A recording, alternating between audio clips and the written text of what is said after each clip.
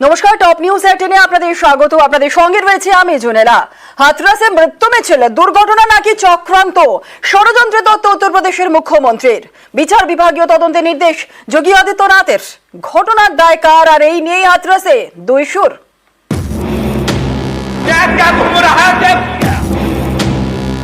ধর্মীয় অনুষ্ঠানে বিশৃঙ্খলা, স্বঘোষিত ধর্মগুরুর পায়ের ধুলো নিতে ভক্তদের মধ্যে হুড়োহুড়ি। উত্তরপ্রদেশের হাথরাসে মৃত্যু মিছিল।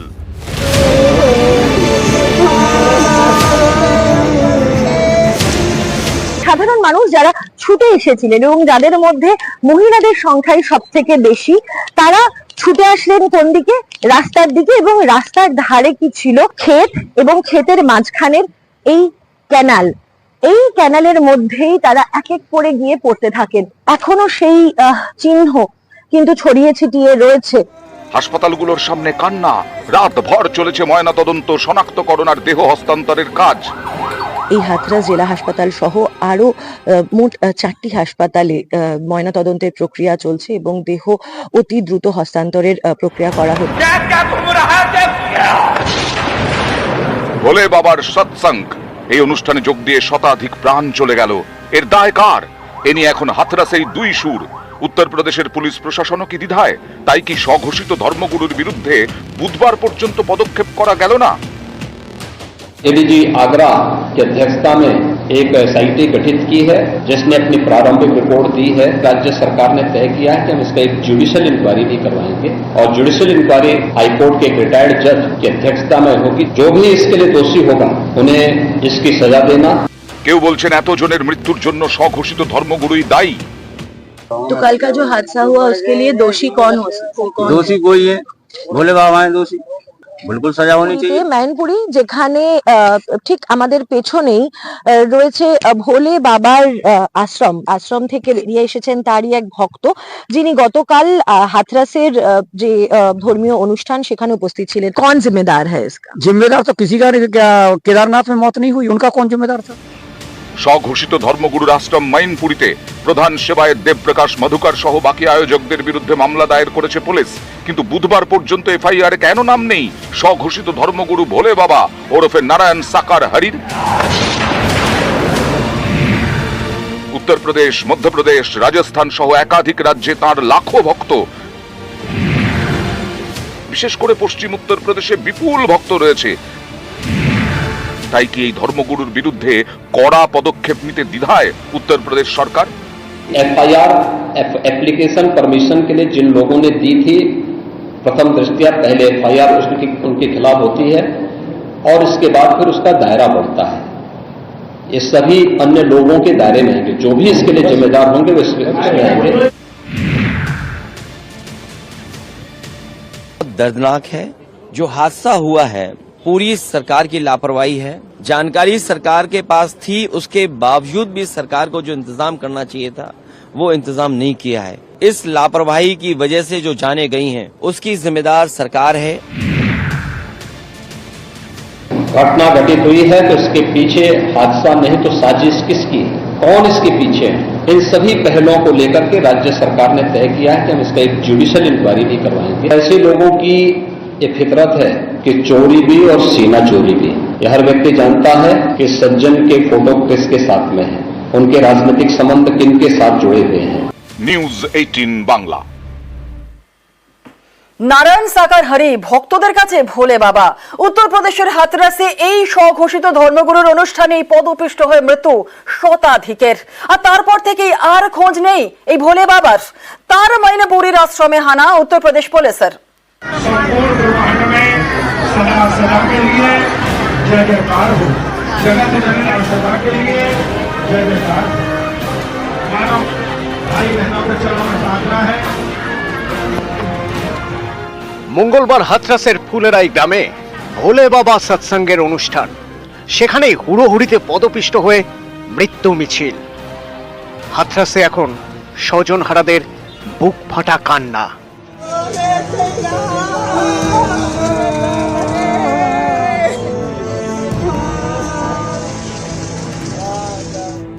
এই ঘটনায় কাঠগড়ায় স্বঘোষিত ধর্মগুরু, নাম সুরজ পাল, যিনি বেশি পরিচিত নারায়ণ সাকার হরি ওরফে ভোলে বাবা নামে। प्रेम से बोलना और जिसकी इच्छा है वो करेगा क्या क्या तुम रहा थे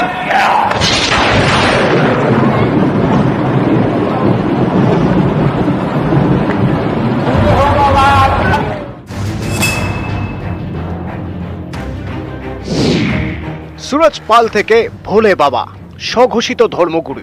ভোলে বাবার দাবি তিনি নাকি একসময় উত্তরপ্রদেশ পুলিশের গোয়েন্দা বিভাগে চাকরি করতেন। চাকরি ছেড়ে স্বঘোষিত ধর্মগুরু হয়ে যান। ধীরে ধীরে জনপ্রিয় হন ভোলে বাবা এবং নারায়ণ সাকার হরি নামে। নিজেকে হরির উপাসক বলে দাবি করেন এই স্বঘোষিত গডম্যান। উত্তরপ্রদেশ, মধ্যপ্রদেশ, রাজস্থান একাধিক রাজ্যে নাকি তার লাখো ভক্ত আছেন। স্ত্রীকে সঙ্গে নিয়েই চালাতেন সৎসঙ্গ। স্বঘোষিত ধর্মগুরু হলেও বেশিরভাগ সময়ে সাদা স্যুটটাই পরতেন। সৎসঙ্গে ভোলে বাবা নাকি মানব ধর্ম নিয়ে নানা বাণী দিতেন। প্রতি মঙ্গলবার আয়োজন করা হতো ভোলে বাবা সৎসঙ্গ। গত 25শে জুন मैनपुरी জেলায় এরকমই সৎসঙ্গের আয়োজন করা হয়। এরপর এ সপ্তাহের মঙ্গলবার হাথরাসে সেখানেই মৃত্যু মিছিল। অভিযোগ 80,000 ভক্তের যোগ দেওয়ার অনুমতি নেওয়া হলেও অনুষ্ঠানে ভিড় হয় আরো অনেক বেশি। এই অভিযোগ আগেও উঠেছে। কোভিড কালে ফারুকাবাদে এক সৎসঙ্গের আয়োজন করা হয়েছিল। অভিযোগ কোভিড বিধি মেনে 50 জন ভক্ত সমাগমের অনুমতি নেওয়া হয়েছিল আর সেখানে হাজির হয়েছিলেন অন্তত 50,000। মঙ্গলবারের ঘটনার পর স্বঘোষিত ধর্মগুরুর मैनपुरीর আশ্রমে হানা দেয় উত্তরপ্রদেশ পুলিশ। এই যে প্রাসাদপম আলিশান গেটওয়ালা, এটি হচ্ছে ভোলে বাবা ওরফে নারায়ণ সাকার হরির मैनपुरीর আশ্রম। যদিও এই মুহূর্তে আশ্রমে তিনি নেই বলেই পুলিশ জানতে পেরেছে। পুলিশের তরফ থেকে প্রহরা বসানো রয়েছে গেটের বাইরে। তার কারণ যেহেতু স্থানীয় একাধিক গ্রামের মানুষের মৃত্যু হয়েছে, ফলে সেই জায়গায় দাঁড়িয়ে যাতে কোনো আশ্রমের আবাসিকদের যারা রয়েছেন তাদের প্রতি যাতে কোনো হিংসাত্মক ঘটনা না ঘটে সেটা সুনিশ্চিত করতেই এই পাহারার ব্যবস্থা করা হয়েছে। সুবিশাল গেট এবং তার সঙ্গে সঙ্গেই এই গেটের ঠিক বাইরেই লাগানো রয়েছে 200 জনের নামের তালিকা। এই 200 জনের তালিকার মধ্যে অন্ততপক্ষে 150 জন তারা রয়েছেন ম্যান্ডি থেকে এবং এরা প্রত্যেকেই ডোনেশন দিয়েছেন এবং ডোনেশনের অঙ্ক দেখলে আপনি বুঝতে পারবেন যে এই বাবার কাছে কত টাকার ডোনেশন জমা পড়তো। কেউ 50,000, কেউ 1 লক্ষ, কেউ 2 লক্ষ বা কেউ তারও বেশি টাকা ডোনেশন দিয়েছেন। মৈত্রী ভট্টাচার্যর রিপোর্ট, নিউজ 18 বাংলা, হাথরাস, উত্তরপ্রদেশ। আর এই হাতরাসে হাহাকারের মধ্যেই এবার সামনে এলো বিস্ফোরক ফুটেজ। সৎসঙ্গে নাকি হুড়োড়ির আগে এই ছবিতে ভোলে বাবার মহিলা সেনা দেখছেন, সেই ছবি উর্দি পরা মহিলা সেনা ভর্তি সেখানে রয়েছে। ভিডিও দেখা যাচ্ছে যে সেখানে লক্ষ লক্ষ ভক্তের ভিড়ে সেনার উর্দিতে মহিলা বাহিনীর ছবি। কিন্তু কারা এরা? ধর্মগুরুর মহিলা বাহিনীর ছবি ইতিমধ্যেই সামনে এসেছে। বিস্ফোরক ফুটেজ সেটি এসে পৌঁছেছে, আমরা দেখাচ্ছি সেই ছবি। আমাদের সঙ্গে রয়েছেন আমাদের প্রতিনিধি মৈত্রীর কাছ থেকে আর একটু বিস্তারিত জেনে নেব। মৈত্রী, এই যে ফুটেজ আমরা যে ছবি আমরা দেখছি, এখানে লক্ষ লক্ষ মহিলা সেনা, এরা কারা? ভোলে বাবার এই সৎসঙ্গে এই মহিলা সেনাবাহিনী কোথা থেকে এলো, কি জানা যাচ্ছে, কি আপডেট? দেখো জুনেলা, এই ভিডিও যেটি সামনে এসেছে, সাধারণভাবে এই ভোলে বাবা তিনি যখন তিনি সাধারণভাবে কোনো ভিডিও ফুটেজ করতে দেন না এবং তিনি মিডিয়া থেকে বেশ দূরেই থাকেন।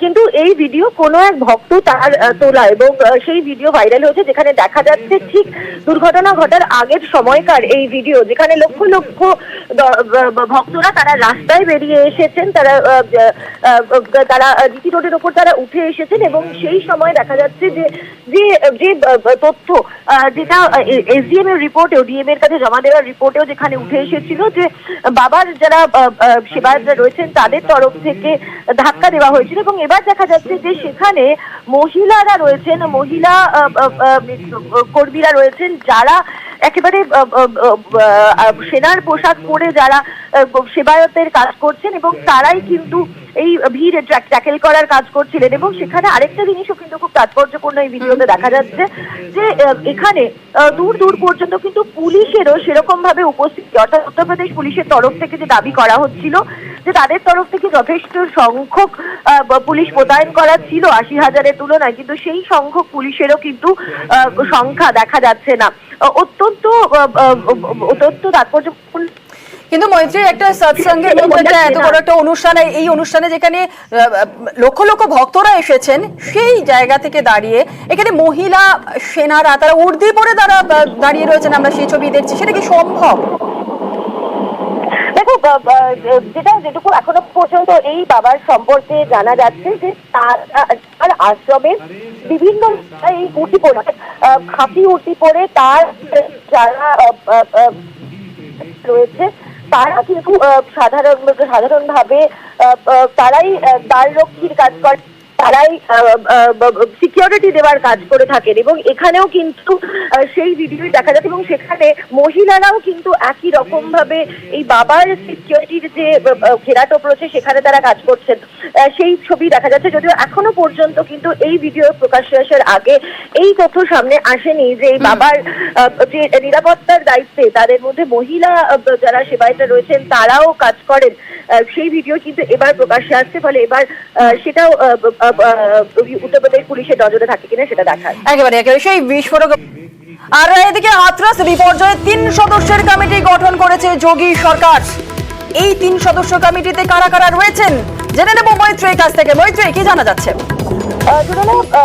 গতকালই যোগী আদিত্যনাথ তিনি ঘোষণা করেছিলেন বিচার বিভাগীয় তদন্ত হবে এবং সেই ঘোষণা অনুযায়ী ৩ সদস্যের তদন্ত কমিটি গঠন করেছে। সেই কমিটির মাথায় রয়েছেন জাস্টিস ব্রজেশ কুমার শ্রীবাস্তব, তিনি এলাহাবাদ হাইকোর্টের প্রাক্তন বিচারপতি বলে আমরা জানতে পারছি। এছাড়াও আছেন রিটায়ার্ড আইএএস হেমন্ত রাও এবং অবসরপ্রাপ্ত আইপিএস ভুবেশ কুমার সিং। এই ৩ সদস্যের বিচার বিভাগীয় তদন্ত কমিটি তারা গোটা বিষয় তদন্ত করে দেখবেন এবং এই ঘটনার ক্ষেত্রে কোনো, যেমনটা যোগী আদিত্যনাথও গতকাল উল্লেখ করেছিলেন যে কোথাও কোনো কনস্পিরেসি হয়েছে কিনা, কোনো ষড়যন্ত্র হয়েছে কিনা, সেই বিষয়টাও তারা যেরকম দেখবেন এবং তার সঙ্গে সঙ্গে পুলিশের তরফ থেকে কোনো গাফিলতি ছিল কিনা সেটাও তারা খতিয়ে দেখবেন। একেবারে মৈত্রী, আমাদের সঙ্গে থাকো। আর যেমনটা আপনাদের জানাচ্ছিলাম যে এই বিপর্যয়ে 3 সদস্যের কমিটি যেমন যোগী সরকার গঠন করছে, কিন্তু এখন দেখা যাচ্ছে যে পুলিশের এফআইআর এ নাম নেই ভোলে বাবার। আপাতত নাকি সৎসঙ্গের আয়োজকদের বিরুদ্ধেই পুলিশি ব্যবস্থা নেওয়া হবে। এই বিষয়টা নিয়েও আপডেট নেব মৈত্রীর কাছ থেকে। মৈত্রী, পুলিশের এফআইআর এ এই ভোলে বাবার নামই নেই, নাম উল্লেখই নেই।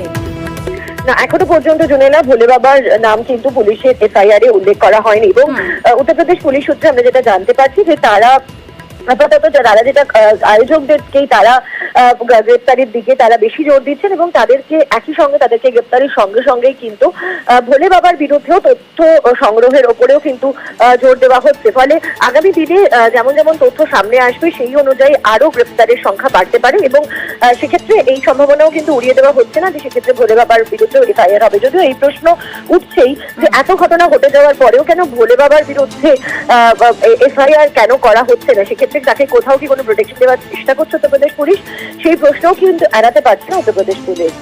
বেশ, ধন্যবাদ মৈত্রী।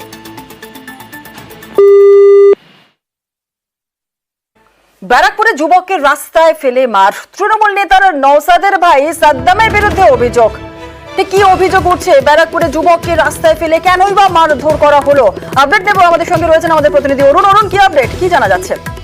হ্যাঁ দেখো, যে মেরেছে দিলীপ পরামানিককে তাকে কিন্তু অবস্থা খুব আশঙ্কাজনক, 12 থেকে 13টা মাথায় ফেলে পড়েছে। এই নওসাদ আলম, তার ভাই আছে সাদ্দাম খান, সে কিন্তু তাকে বেধড়ক মারধর করে। সে ব্যারাকপুর স্টেশনের দিকে যাচ্ছিল, হঠাৎ করে ভুলি বাজারের সামনে তাকে ফেলে বেধড়ক পেটায়। সে কিন্তু প্রথমে তাকে ব্যারাকপুর বেন বসু, পরে তাকে কলকাতা স্থানান্তর করা হয়েছে। এই ঘটনা একটা এলাকা চাঞ্চল্য ছড়িয়েছে, কারণ হচ্ছে তৃণমূল নেতা তার ভাই যদি এভাবে মারধর করে লোকের নিরাপত্তার অভাব বোধ করছে। যেই ছেলেটিকে মারেছে সে কিন্তু অবস্থা খুবই খারাপ, সে কথা বলতে পারছে না।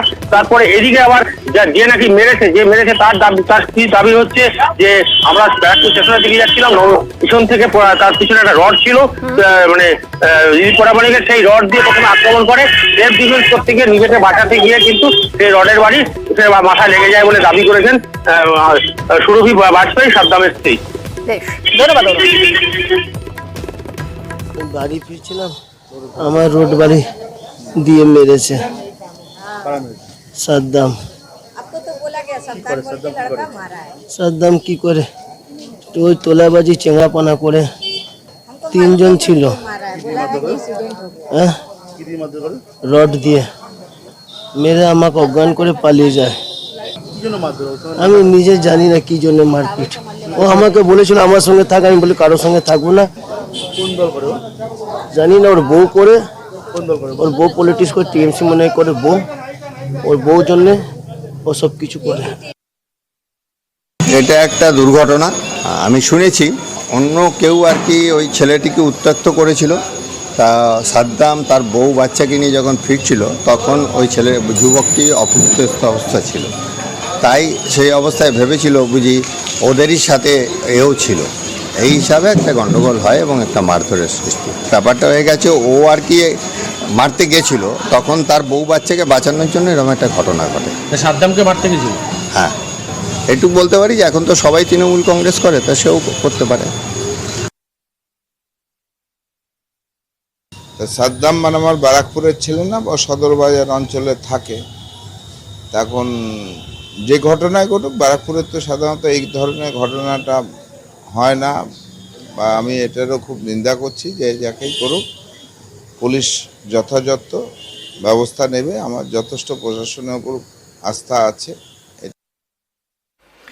পূর্ত দপ্তরের রাস্তায় পুরসভার টোল ট্যাক্স কিভাবে পূর্ত দপ্তরের রাস্তাতে পুরসভা টোল ট্যাক্স নিচ্ছে কারা নিচ্ছে আপডেট নেব আমাদের সঙ্গে রঞ্জিত আমাদের প্রতিনিধি রয়েছে রঞ্জিত এটা কি ঘটনা দেখো কল্যাণী পৌরসভার শহরে ঢোকার জন্য যে রাস্তাগুলো রয়েছে মূলত 9টি জায়গায় কল্যাণী পৌরসভা তারা লেভি আদায় করছে টোল আদায় করছে মূলত কল্যাণী থেকে কল্যাণী ব্যারাকপুর এক্সপ্রেস পাশ থেকে যে রাস্তাটি শহরের মধ্যে ঢুকে প্রবেশ করেছে সেখানে পিডব্লিউডি রাস্তা এবং উত্তর 24 পরগনা থেকে নদিয়া ঢোকার রাস্তা বাগেরমোড়ের পাশে সেটিও পিডব্লিউডি রাস্তা মূলত বিতর্ক সেখানে শুরু হয়েছে যে পিডব্লিউডি তৈরি করা রাস্তা যেখানে পিডব্লিউডি দেখভাল করে সেই রাস্তায় পৌরসভা দীর্ঘদিন ধরে টোল আদায় করছে যা নিয়ে কিন্তু বিতর্ক দানা বেঁধেছে যদিও পৌরসভার পক্ষ থেকে দাবি করা হচ্ছে যে পৌর আইন অনুযায়ী তারা সেখানে টোল ট্যাক্স নিতে পারে কিন্তু পিডব্লিউ সূত্রে যেটা জানতে পারা যাচ্ছে সেক্ষেত্রে লেভি আদায় করতে গেলে উচ্চ পর্যায়ের অনুমোদনের প্রয়োজন রয়েছে সেই ক্ষেত্রে অনুমোদন নিয়ে কিন্তু ধোঁয়াশা রয়েছে পৌরসভার পক্ষ থেকে ফলে এই নিয়ে কিন্তু বিতর্ক তৈরি হয়েছে এখনো পর্যন্ত পৌরসভার 9টি জায়গাতে তারা টোল আদায় করে তার মধ্যে 2টি জায়গা যে 2টি জায়গা পিডব্লিউডির মধ্যেই পড়ে বেশ ধন্যবাদ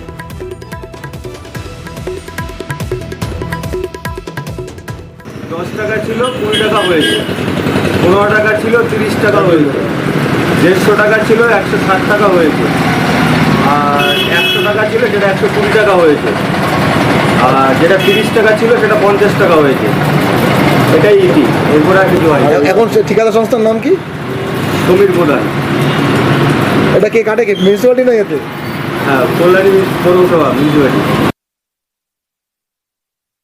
বল দিলেন হ্যাঁ পৌরসভার কেন এই রাস্তা পৌরসভা তুলছে রাস্তার জন্য ঢোকার জন্য আপনার গাড়ি ট্যাক্স দেওয়া নেই রাস্তা হ্যাঁ ট্যাক্স দেওয়া আছে এটা কে নিল পৌরসভা থেকে তুলছে প্রত্যেক তো পৌরসভায় তুলছে ক টাকা নিল 160 টাকা নিল কেন নিল কেন জিজ্ঞাসা করলেন কেন নিল এটা তো আগ্রহে তুলছে এখন জিজ্ঞেস করার কি আছে তো দিতেই হবে জোর জবরদস্তি এগুলো প্রত্যেকটা পৌরসভায় এখন টোল তুলছে এটা তো পিডব্লিউডি রাস্তা হ্যাঁ রিপিটার রাস্তা হলেও আমরা ট্যাক্স দিচ্ছি মাসে প্রতি মাসে তাও টোল দিতে হয় আমাদের পূর্ত দপ্তরের রাস্তায় পুরসভা টোল ট্যাক্স কল্যাণীতে বেআইনি টোল নেওয়ার অভিযোগ চালকদের বিরুদ্ধে নিয়ম না মেনে অতিরিক্ত টাকা নেওয়ার অভিযোগ আর বেআইনি বলেই অভিযোগ বিরোধীদের তবে আইনে মেনে টোল আদায় দাবি পুরসভার আইনটাকে বলা আছে পিডব্লিউডি পড়ে নিলে বুঝবে আমাদের নেওয়ার জায়গা থেকে না না পিডব্লিউডি কে অনুমতি নেওয়ার ব্যাপার নেই তো ওখানে তো ছিলই আচ্ছা সুতরাং না থাকার ব্যাপারটা তো নেই আচ্ছা আচ্ছা পিডব্লিউডি রোডে ছিল সেটা একটু ইও সাহেবের সাথে কথা বলে না এটা বোর্ড অফ কাউন্সিলর্সের সভায় এই রেটটা অনুমোদিত হয়েছে 95 এর ধারা ওয়েস্ট বেঙ্গল মিউনিসিপ্যাল অ্যাক্ট 1993 তাতে বলা আছে যে বোর্ড অফ কাউন্সিলর্স এর মাধ্যমে পাবলিক স্ট্রিটের উপরে টোল নিতে পারে ঈশ্বরগুপ্ত সেতুতে যেটা দিচ্ছে সেটা ঈশ্বরগুপ্ত সেতুর জন্যে সেটা কল্যাণী পৌরসভার মধ্যে না পৌরসভার ওটার নিয়ে ভাবিতও নয় কিন্তু যখন কল্যাণী পৌরসভার অন্তর্গত একটা রাস্তার মধ্যে ঢুকবে তখন তাকে টোল দিতে হচ্ছে। যদিও গোটা বিষয়ের সম্পূর্ণ বেআইনি বলেই অভিযোগ করেছেন বিরোধীরা। কল্যাণী শহরের মধ্যে বিভিন্ন জায়গায় টোল কালেকশন পয়েন্টগুলো রয়েছে। এই টোল কালেকশন যে সেন্টারগুলো, এরা অবৈধভাবে অ্যাকচুয়ালি কালেকশন করছে। রেস্টোরেশনের জন্য কি করে টোল ট্যাক্স কালেকশন করা হয়, এটা তো সম্ভবই না। লিগ্যাল স্টেপস নেব, আমি এর আগে কয়েকবার জানিয়েছি, আবার জানাবো। আমরা এসডিওর কাছে জানাবো, ডিস্ট্রিক্ট ম্যাজিস্ট্রেটের কাছে জানাবো এবং মিনিস্ট্রিতে, পিডব্লিউডি মিনিস্ট্রিতে জানাবো এবং আরটিএ এর মাধ্যমে আমিও দেখি আরটিএ কালেকশন করবো। এবার এরা এই যে ইনক্রিজটা করলো, কিসের উপরে, কোন রেজুলেশন হয়েছে, কারা ডিসাইসিভ বডি, কারা কিভাবে করছে, পয়সাগুলো কোথায় যাচ্ছে। আর এবার একটু হাসনাবাদের দিকে নজর রাখতে হচ্ছে, কারণ হাসনাবাদে সেখানে খালের জমি বেদখল হয়ে গেছে। খাল পাড়ের জমি দখল করে পর পর সেখানে বেআইনি নির্মাণ হচ্ছে। পাড়ের জমি দখল হয়ে যাওয়ায় স্বাভাবিকভাবেই তো ঢুকছে চালতাবেড়িয়া খাল। হাসনাবাদে খালের জমি বেদখল, খাল পাড়ের জমি দখল করে পর পর বেআইনি নির্মাণ। অনুপম আমাদের প্রতিনিধি আমাদের সঙ্গে রয়েছে। কে বা কারা জমি দখল করছে, কিভাবে বেদখল প্রক্রিয়া চলছে, কতদিন ধরে চলছে, পুরো বিষয়টি নিয়ে আপডেট নেব। অনুপম, কি জানা যাচ্ছে? হ্যাঁ দেখো, এই যে হাসনাবাদের যে চালতেবেড়িয়া খাল, এই চালতেবেড়িয়া খালের দুই পাশ দিয়ে কয়েকশো ফ্যামিলি, কয়েকশো পরিবার বলা যেতে পারে, একদম ছোট থেকে বড় এমনকি পাকা বাড়ি পর্যন্ত তারা বানিয়ে ফেলেছে। এবং তারপরে এই যে চালতেবেড়িয়া খাল একদম সরু হয়ে গেছে, চালতেবেড়িয়া খাল দিয়ে জল চলাচলেরও অযোগ্য হয়ে পড়েছে। এবং এর ফলে এই চালতেবেড়িয়া খালের ওপরে নির্ভর করে যেসব চাষের জমি, সেসব চাষের জমি, কয়েক হাজার বিঘা চাষের জমি, একদম 3 ফসলে যেসব চাষের জমি, সেসব চাষের জমিতে কোনো রকম চাষাবাদ করা যাচ্ছে না। এবং যার ফলে একদম খুব অসহায় সমস্যার মধ্যে পড়েছে কয়েকশো কৃষক। এবং তাদের যেটা দাবি, এই যে চালতেবেড়িয়া যে খাল, এই খালের যে জমি দখল করে যে শয়ে শয়ে পরিবার যারা দখল করে বাড়ি করেছে, তাদেরকে এখান থেকে উচ্ছেদ করে দেওয়া হোক এবং খাল সংস্কার করা হোক, যাতে এইসব ফসলের জমি, যাতে ফসল চাষ করা যায়, যাতে কৃষকরা আবার যাতে এখানে ফসল ফলাতে পারে। যদিও এই বিষয়ে আমরা হাসনাবাদের পঞ্চায়েত সমিতির সহসভাপতি এসকেন্দার কাজীর সঙ্গে আমরা যোগাযোগ করেছিলাম। তিনি যেটা জানিয়েছে যে মুখ্যমন্ত্রীর একদম কড়া নির্দেশ আছে যে কোনো সরকারি খালের জমি বা নদীর জমি, কোনো সরকারি জমি দখল করা যাবে না। সেই হিসেবে আমরা অবিলম্বে এই যে এদের যারা এখানে বসতি করেছে তাদেরকে কোথাও একটা পুনর্বাসন দিয়ে বা এখান থেকে তুলে দিয়ে আমরা এই খাল সংস্কার করবো। ধন্যবাদ অনুপম। যাবো বাচ্চা কাচ্চা নিয়ে, বুঝলেন, তার জন্য আমরা এই জায়গায় ছোট করে একটা ঘর বেঁধে বাচ্চা কাচ্চাগুলো নিয়ে থাকি, বুঝলেন। খালের ভিতরে প্রায় 50 ফুট 200 ফুট অন্তত একটা পাটা মারা আছে। সেই পাটায় অন্তত 200 করে খটা আছে। প্রথম থেকে গোড়ার থেকে, সুইচ গেটের গোড়ার থেকে তদন্ত করতে করতে আগাভন্ত আসেন। যদি প্রয়োজন হয় আমার ঘরটাকে আমি তুলে নিয়ে নেব, আমি নিজেই ভেঙে নিয়ে নেবো। আমরা তো করিনি, এই পড়েছিল খালের দ্বারা গরিব মানুষ বসেছে। হ্যাঁ, গরিব মানুষ বসেছে খালের দ্বারা, জায়গা নিয়ে কোথাও ভিটে বাড়ি তার নেই, জায়গা জমি কিছু নেই, গরিব বসেছে। বিভিন্ন সময় প্রশাসনের পার্টির কিছু লিডারকে জানাইছি, কোনো কাজ হয়নি। এই দুই সাইডে কয়েক হাজার বিঘে জমি নষ্ট হয়ে যাচ্ছে, 3 ফসলি জমি, কিন্তু এই 10-12 বছর চাষিরা আর কোনো ফসলই করতে পারছে না। কেন পাচ্ছে না? একটাই কারণে, খাল দিয়ে জোয়ারের পানি আসেও না, যায়ও না। প্রত্যেকবারে চাষিরা মার খাচ্ছে, পাট বড় হচ্ছে নষ্ট হয়ে যাচ্ছে, আলু হচ্ছে নষ্ট হয়ে যাচ্ছে। নাকের ডোকায় এই কাজগুলো হচ্ছে, প্রশাসনে তোর রকম কিছুই করছে না। হয়ে আছে দীর্ঘদিন ধরে এই ব্যাপারটা আছে। শুধু চালতাবেড়িয়া না, আমার সামনে কাঁঠাখাল আছে, সেখানেও একই জিনিস আছে। এবং বামপন্থীদের সময়, বামপন্থী যখন পশ্চিমবঙ্গে ক্ষমতায় ছিল, তখন আমরা দেখেছি যে এদেরকে বিভিন্নভাবে ভোটের স্বার্থে এদেরকে ব্যবহার করে এই সমস্ত জায়গায় এদেরকে জায়গা দেওয়া হয়েছে। বেআইনিভাবে যারা জবরদখল করে আছে সরকারি জমি, সেখান থেকে কিভাবে তাদেরকে সরানো যায় এবং সাথে সাথে তাদেরকে কিভাবে পুনর্বাসন দেওয়া যায়, তার জন্য